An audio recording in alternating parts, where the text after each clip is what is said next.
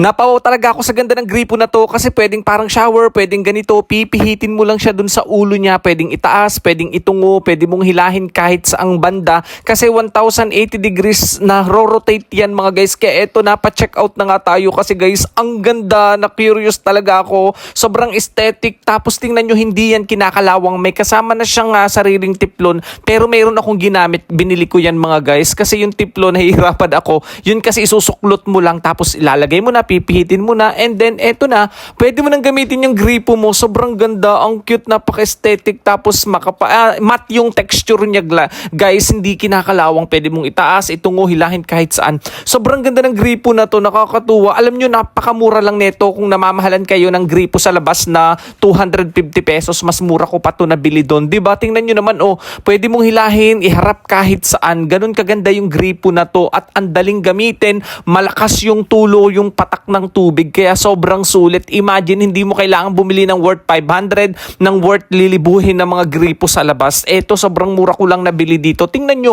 kung gaano kaganda, mag-e-enjoy kang gamitin, sisipagin kang maghugas ng mga pinggan ninyo sa kusina, sa kitchen nyo. Ang aesthetic, diba? Nakakatuwa. Merong pang wall, merong pang, kung gusto mo nakapatong sa ibabaw ng lababo, makakapili kayo, wall and pillar mga guys. Sobrang mura lang neto ha. Kaya kung gusto nyo aesthetic, maganda, at talaga namang hindi kinakalawang na gripo, madaling gamitin, pihitin, ako mga guys, ito yung marirecommend ko sa inyo. Kaya nagpalit na din ako ng gripo namin. Kitaan nyo naman yan, o kung gaano kaganda, diba?